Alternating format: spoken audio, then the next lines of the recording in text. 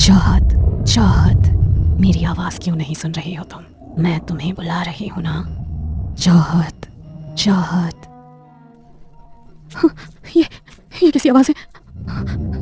Room में तो मेरे अलावा कोई और है भी नहीं। तो मेरा नाम कौन पुकार रहा है? चाहत हिम्मत करते हुए उठी और कबर्ड के पास गई। उसके ठीक सामने एक काली परछाई खड़ी थी जिसकी आंखें बिल्कुल सफेद थी।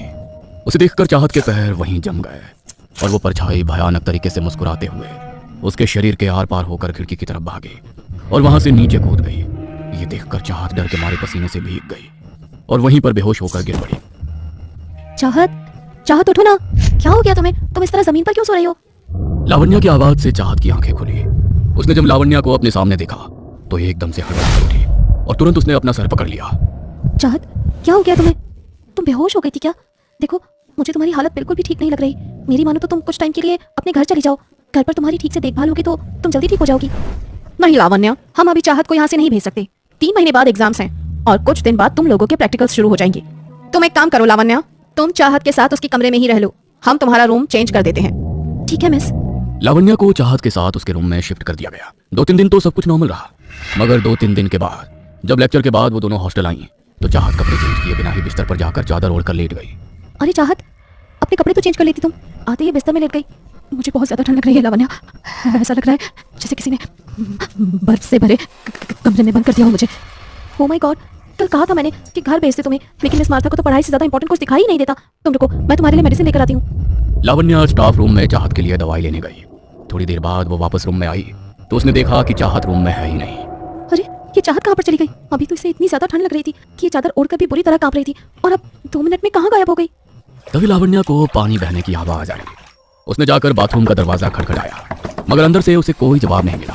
अभी जब मैंने दवाई लेने गई तो बाथरूम का नल चालू नहीं था। पक्का चाहत बाथरूम के अंदर है। कहीं वो अंदर बेहोश तो नहीं हो गई? मुझे हेल्प के लिए किसी को बुलाना होगा। लावण्या जल्दी से बाहर गई और उसने मदद के लिए गार्ड को बुलाया। उसने जाकर बाथरूम का दरवाजा तोड़ दिया और लावण्या दौड़ती हुई अंदर गई तो चाहत का चेहरा वॉश बेसिन में धंसा हुआ था और वॉश बेसिन से लाल रंग का पानी बाहर गिर रहा था। ओह माय गॉड, ये क्या हुआ? चाहत! लावण्या ने जल्दी से गार्ड की मदद से चाहत को वहां से बाहर निकाला। उसका पूरा मुंह खून से धंसा हुआ था और उसके फेफड़ों के भीतर पानी भर गया था। तो लोग जल्दी से उसे हॉस्पिटल लेकर गए। देखिए, आज रात उसे हमें यहीं पर रखना होगा, मगर समझ नहीं आ रहा कोई खुद अपने साथ ऐसा क्यों करेगा? क्या आपकी फ्रेंड किसी बात को लेकर परेशान थी? नहीं डॉक्टर, लेकिन कुछ दिन से उसकी तबीयत बहुत खराब चल रही थी।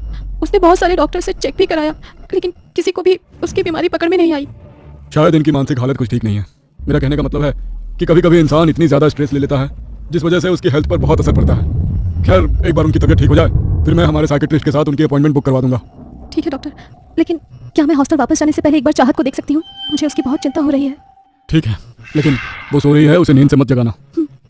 लावण्या अंदर रूम में गई और उसने बहुत ही चिंता भरी नजरों से चाहत की तरफ देखा। उसने अपने हाथ से अपना रुद्राक्ष का ब्रेसलेट निकाला और उसे चाहत के हाथ में पहना दिया। तभी चाहत की नींद टूट गई।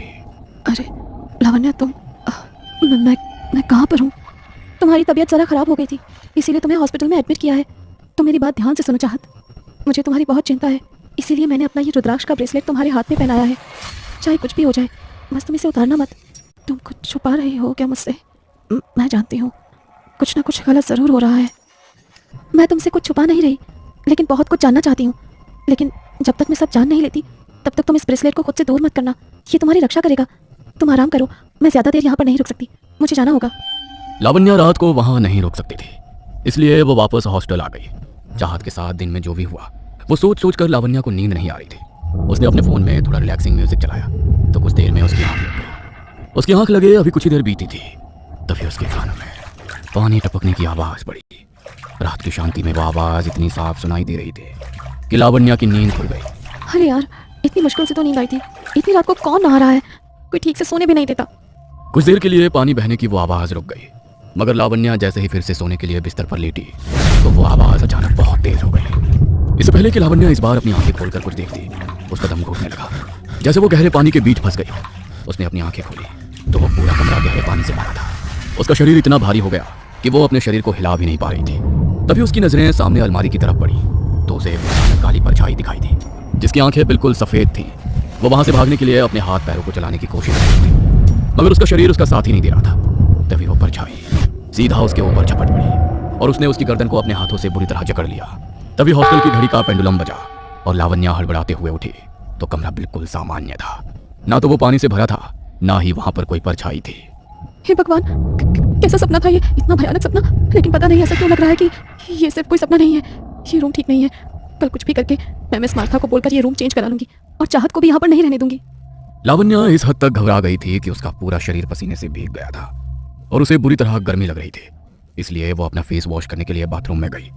उसने वॉश बेसिन का नल चालू करके अपने चेहरे पर ठंडे पानी के छींटे मारे, मगर वो जैसे ही वॉशरूम से बाहर निकलने लगी तो पीछे से उसके कान में एक आवाज पड़ी, मुझे बचा लो, मुझे बचा लो लावण्या, ये मुझे मार डालेंगे। उस आवाज को सुनकर लावण्या डर से हाँफने लगी। उसने हिम्मत करते हुए पीछे मुड़कर देखा, मगर उसे कुछ भी दिखाई नहीं दिया।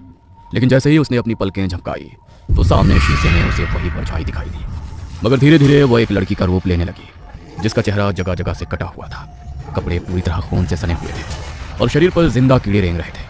उसने अपने नाखूनों से अपने सर के मांस को फाड़ डाला और भयानक तरह से मुस्कुराते हुए उसे चबा चबा कर खाने लगी। वेदिका, वेदिका तुम, ये मेरा पूरा सपना है, ये सच नहीं हो सकता। तुम मर चुकी हो तो मुझे कैसे दिखाई दे रही हो?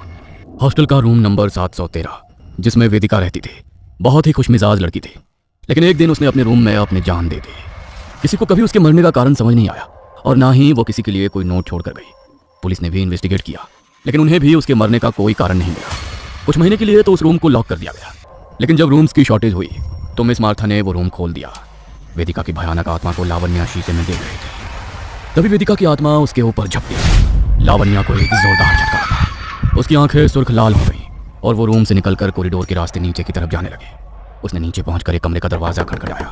कुछ देर तक तो किसी ने दरवाजा नहीं खोला, मगर बार बार दरवाजा खटखटाने पर दरवाजा खुल गया। सामने मिस मार्था खड़ी थी। इतनी रात गए लावण्या को अपने सामने